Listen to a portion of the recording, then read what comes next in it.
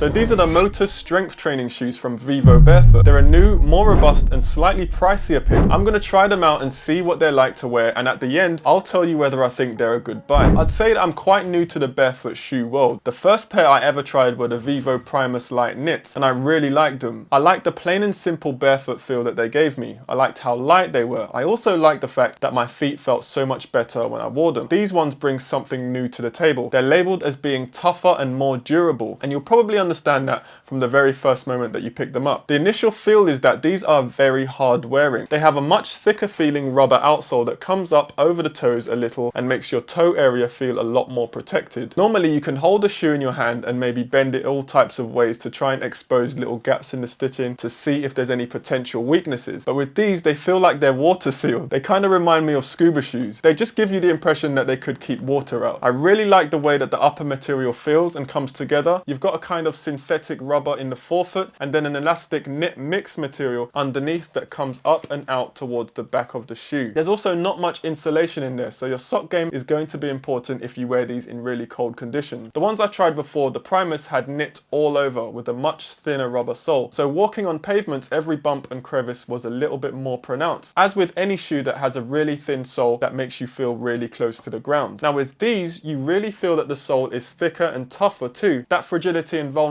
I felt wearing the Primus Light Knits isn't there with these. It's closer to a regular pair of shoes in that regard. Now the rubber sole on these feels very strong, and I do like the way that the thick sole wraps over the toe box a little. It really makes the foot feel a lot more protected. I will say that on my first wear, the grip was quite deceptive. I wore them on a rainy day here in London, and my foot slipped once or twice wearing them on a smooth surface. Putting them on, I felt that they might have an exceptional grip, so I would just be careful on smooth surfaces in the rain with them. But walking around in them, the sole does make your foot feel much more protected than a regular barefoot shoe does, which is what I think they're really going for with this shoe. Now there's a slight sizing problem that I noticed with these shoes. Vivo Barefoots do seem quite odd to me. The Primus Light Knits that I have are a UK size 12, and even though they fit me, they felt a little snug. These are a UK 12 as well, but these feel so much more spacious. I was actually going to order a size 13 as well, just in case these came up feeling like the Primus did, but these actually feel like there's a whole ½ inch of space in there. I know that different models of shoes can sometimes feel slightly different in the size area, but the difference here was quite significant for me. If you do buy these, make sure you pay extra attention to that. I looked into it and I found several people on forums saying that the Vivo sizing can be weird sometimes, so I guess it's something to be expected. One of the reasons why I think a lot of people are put off when it comes to Vivo barefoot shoes and other brands is the price. And looking at how minimalistic and stripped down the shoes are themselves at first glance, it can put a lot of people off spending that extra amount. I get it. It's going to be a massive factor with these as well, because the price on these is at the higher end of the performance shoe range, so they're even more expensive than the current crop. That's why I think people who wear these tend to be people who understand the benefits of wearing barefoot shoes, or who have suffered from wearing normal, more narrow shoes for a very long time, which is in fact what brought me towards them as well. These come in at £170 or $200 at the time of making this video, which will make a lot of people's eyes water. But like I said, I think the people who buy these shoes would be more likely people who have owned a pair of barefoot shoes before and have felt or are more convinced of the benefits. I think a lot of people will be searching Google for discount codes before buying these shoes, just like I was. If anyone from Vivo Barefoot is watching this video, you are more than welcome to send me a promo code that I can pass on to the viewers of this video. Joking aside, I really like the fact that they've mentioned that this shoe model will live a long and healthy life, and looking at the build quality, I believe them. Durability for me is a massive factor, especially when I've paid a higher price for the shoes. I don't want a shoe that's going to fall apart within a few months, and I really think that these will last a long time. I found them okay to work out in. If you've worn barefoot shoes before, you'll be very familiar with the feeling. Balance is important when you're lifting,